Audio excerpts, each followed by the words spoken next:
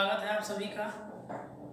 आज का हमारा टॉपिक है क्लास 9 बायोलॉजी से और यह चैप्टर फर्स्ट होगा।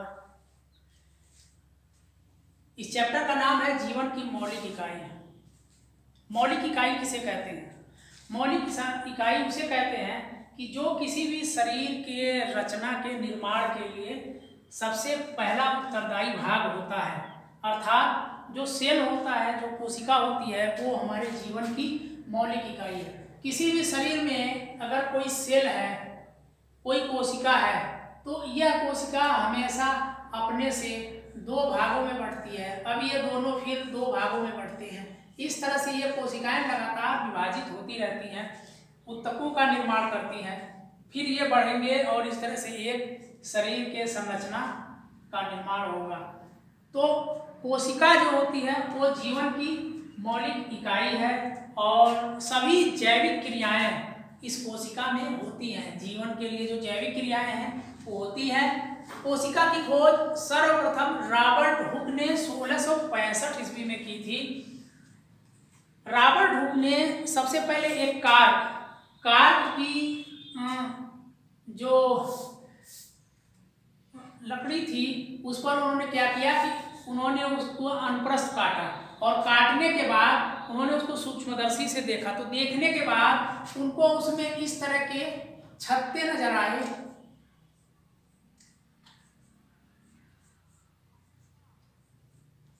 इस तरह के उनको जिस तरह से मधुमक्खी के छत्ते होते हैं उसी तरह से उनको इस तरह से नजर आया।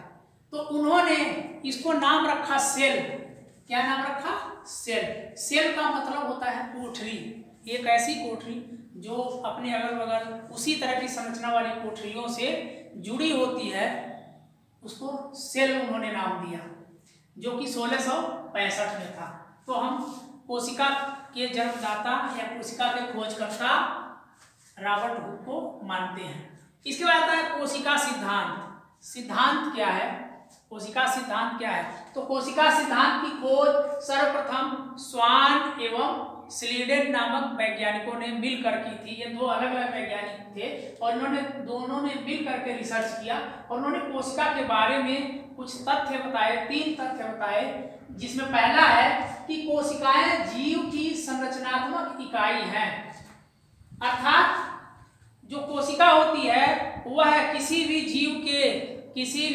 जीव शरीर की संरचनात्मक इकाई यानी निर्माण करने वाली इकाई होती है। अर्थात वो जो कोशिका होती है वह लगातार विभाजित होगी, इस तरह से आकार बढ़ता जाएगा और शरीर का भी विकास होता है। जैसे बच्चा छोटा होता है तो उसकी कोशिकाएं छोटी होती हैं, वो धीरे धीरे विभाजित होती रहती हैं, बढ़ती रहती हैं और इस तरह से शरीर जो होता है वो डेवलप करता जाता है। शरीर के अंदर सभी अंग जो होते हैं वो बढ़ते जाते हैं। तो कोशिकाएं जीव की संरचनात्मक इकाई हैं, यानी शरीर निर्माण के लिए कोशिकाएं उत्तरदायी होती हैं तथा सभी जीव एक या अधिक कोशिकाओं से बने होते हैं। मतलब क्या हुआ कि जो जीव होते हैं वो या तो एक ही कोशिका के होते हैं या तो बहुत सारी कोशिकाओं से मिलकर बने होते हैं। तो जो जीव एक ही कोशिका से बने होते हैं उनको कहते हैं एक कोशिकीय जीव। कौन सा जीव कहेंगे? उन्हें कहते हैं एक कोशिकीय जीव। और ऐसे जीव जिनका शरीर बहुत सारी कोशिकाओं से मिलकर बना होता है तो उन्हें कहते हैं बहुकोशिकीय जीव। बहुकोशिकीय जीव, ठीक है। तो कोशिका के रचना के आधार पर जीव 2 प्रकार के होते हैं। एक होते हैं एक कोशिकीय और दूसरे होते हैं बहुकोशिकीय जीव। अब हम आते हैं सेकेंड पॉइंट पर। सभी कोशिका उपापचय क्रियाओं की इकाई होती है, यानी जो शरीर की मेटाबॉलिक क्रियाएं होती हैं उस क्रियाओं की इकाई होती है। अर्थात कोशिका जो होती है उपापचय क्रियाओं को करती है, अर्थात उनके अंदर अवशोषण होता है, उनके अंदर निष्कासन होता है, तो श्वसन क्रिया है। ये सारी क्रियाएं जो होती हैं वह कोशिकाएं करती हैं। तो इसीलिए इसको कहा जाता है कि कोशिकाएं उपापचय क्रियाओं की इकाई है। थर्ड आता है कोशिकाएं आनुवंशिकता की इकाई होती हैं। अनुवांशिकता क्या है? अनुवांशिकता का अर्थ होता है माता पिता के लक्षणों का, माता पिता के लक्षणों का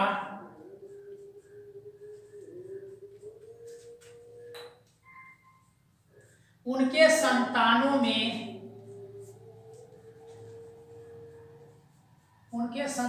में जाना अनुवांशिकता कहलाता है।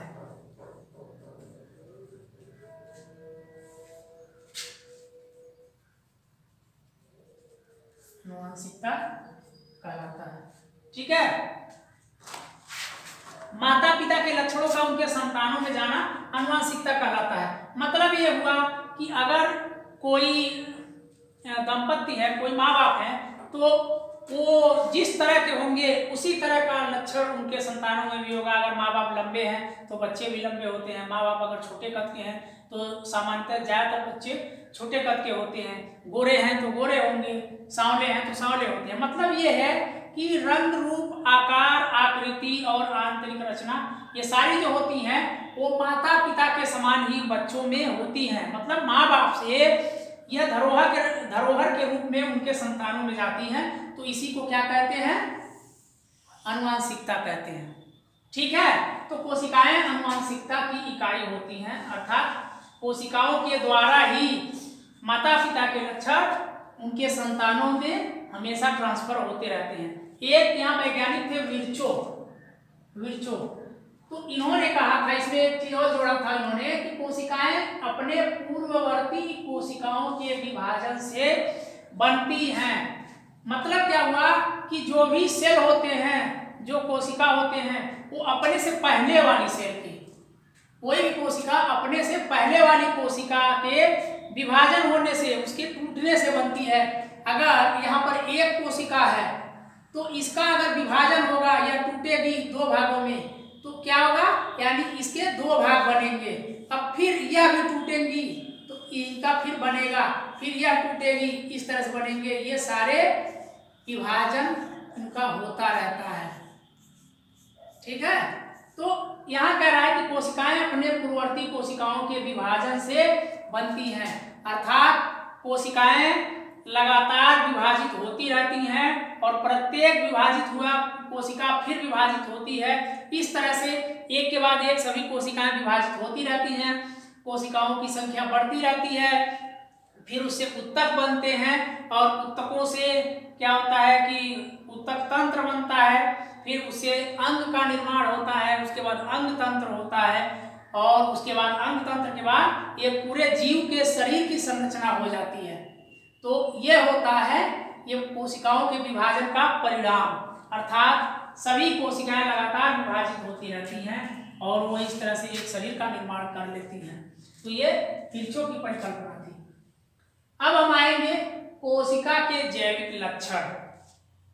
कोशिका के जैविक लक्षण क्या है? यानी जो कोशिका होती है, नंबर एक, यह शरीर की या जीवन की मौलिक इकाई होती है। हमने आपको बताया भी है कि बिना कोशिका के जीव के शरीर की कल्पना नहीं की जा सकती। कोशिका ही जीवन की सबसे पहली इकाई है। कोशिका रहेगी तो शरीर निर्मित होगा। अगर एक कोशिका है तो इतना ही सूक्ष्म जीव जो हम अपने आंखों से नहीं देख सकते वही एक कोशिकीय जीव कहलाता है। जैसे इसमें बैक्टीरिया होगा, आपका बैक्टीरिया है, इसके अतिरिक्त नीले हरे शैवाल हैं, पैरामीशियम है, अमीवा है, यूग्लिना है, ये सारे जो होते हैं क्या होते हैं? एक कोशिकीय जीव, अर्थात एक कोशिका के अलावा दूसरी कोई कोशिका नहीं होती है। इसी कोशिका के अंदर इनका पूरा शरीर होता है, पूरा का पूरा सिस्टम इनका चलता रहता है। तो कोशिकाएं मौलिक इकाई होती हैं। वृद्धि हेतु कोशिका विभाजन होता है। हमने आपको यहाँ पर बताया है कि शरीर के वृद्धि के लिए, विकास के लिए जीव तब तक नहीं बढ़ेगा जब तक कि कोशिका विभाजित नहीं होगी। तो कोशिका के विभाजन के लिए जीवन आधारित है, अर्थात जब कोशिका का विभाजन होगा तभी शरीर की वृद्धि होगी।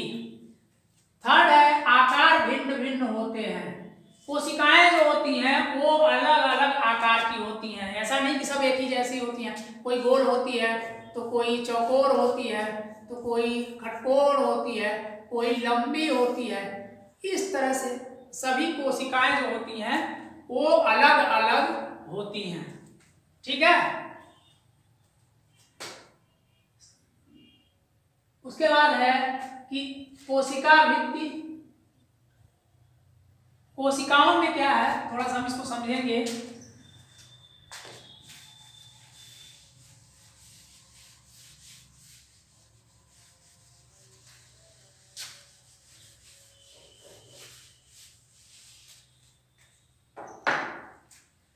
ये है हमारा सेल। इस सेल के अंदर एक केंद्रक है।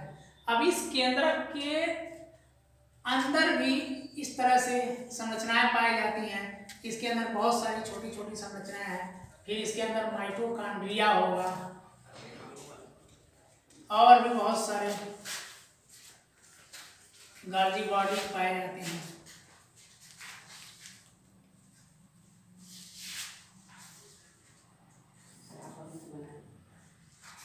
देखिए कोशिका जो होती है इसकी सबसे जो बाहरी दीवार होती है, यह कोशिका के चारों तरफ जो बाहर से घिरी हुई एक वाल होती है, इसको हम कहते हैं, अगर पौधा है तो इसको कहते हैं सेल वाल, सेल वाल या कोशिका भित्ति।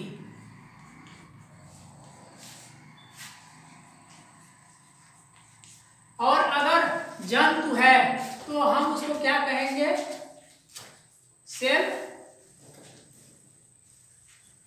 मेम्ब्रेन।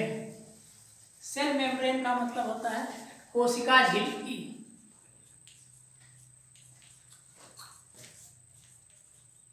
कोशिका झिल्ली। इस सेल वाल के अंदर एक द्रव्य भरा होता है। इस द्रव्य को हम साइटोप्लाज्म कहते हैं।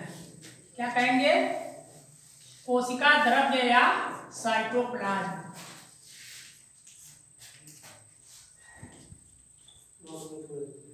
ठीक है, क्या साइटोप्लाज्म। सबसे इसके केंद्र में एक संरचना होती है जिसको हम कहते हैं केंद्रक। केंद्रक,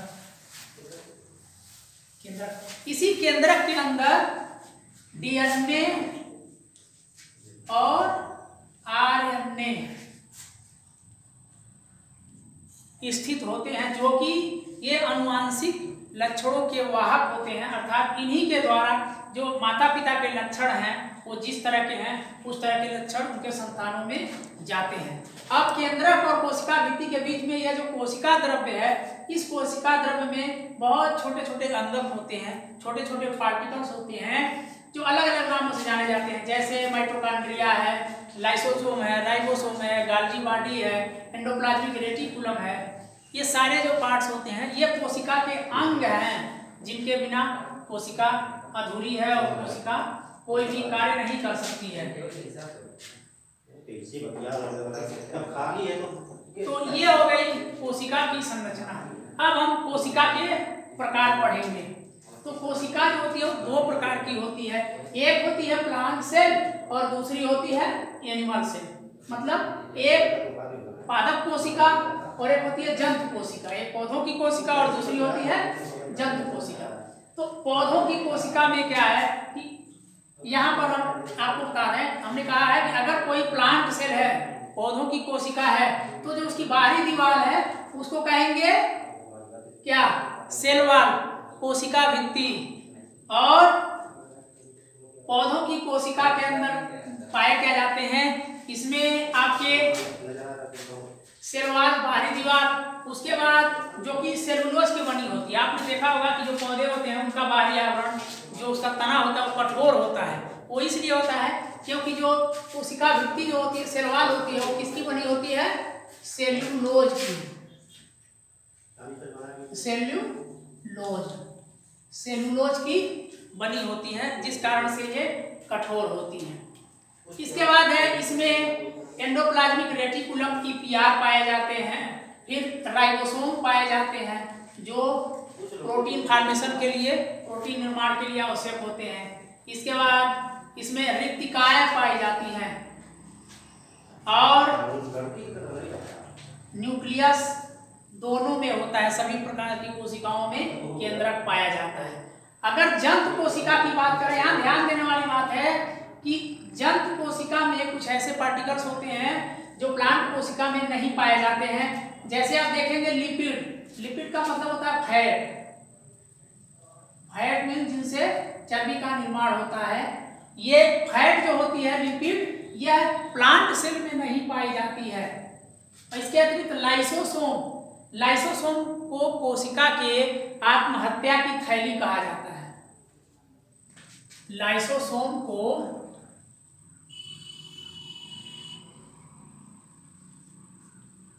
कोशिका के आत्महत्या की थैली कहते हैं।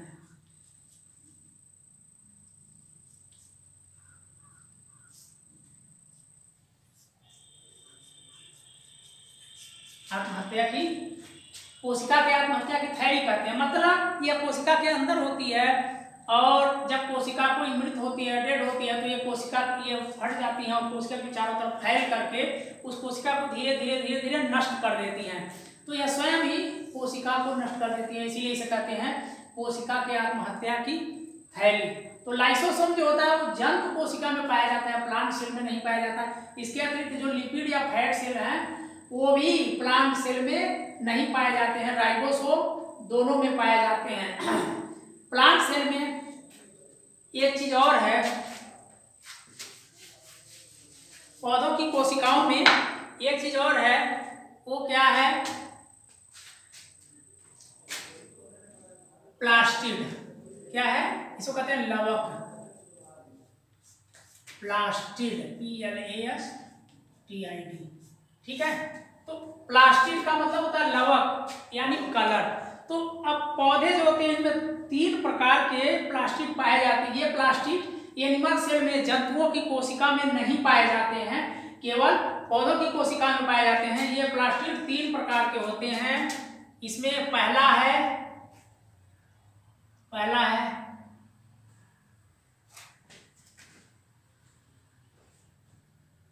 Verde लवक, Verde लवक। दूसरा है वर्डी लवक और तीसरा है हरित लवक।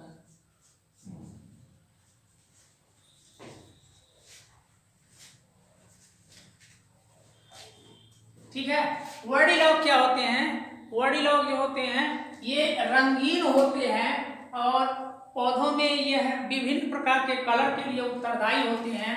जैसे आपने देखा होगा कि फल है और फूल है, तो पौधों के जिस भाग में फल और फूल पाए जाते हैं वो फल और फूल जो होते हैं वो विभिन्न कलर के होते हैं, पीले हो सकते हैं, लाल हैं, गुलाबी हैं। तो वो जो कलर होते हैं वो वर्डी लवक के कारण होते हैं। तो ये वर्डी लवक जो होते हैं फल और फूलों में पाई जाती हैं। इसके अतिरिक्त अवर्डी लवक, अवर्डी लवक का मतलब जो कलरलेस हो, ठीक है, इसमें कोई रंग नहीं है, तो यह अवर्डी लवक जो होता है यह जड़ों में पाई जाती है, जड़ और कुछ तनों में भी पाई जाती है। इसके बाद हरित लवक, हरित लवक को क्लोरोफिल कहा जाता है और इसी के कारण जो है पौधों की जो पत्तियां होती हैं या पौधों के जो भाग होते हैं वो हरे होते हैं। तो यह हरित लवक जो होता है पौधों के पत्तियों में मुख्य रूप से पाया जाता है। तो यह जो होता है पौधों की पत्तियों में पाया जाता है और प्रकाश संश्लेषण की क्रिया करता है। तो इस तरह से ये हमारा आज का लेक्चर फर्स्ट है जो कंप्लीट होता है। अब नेक्स्ट में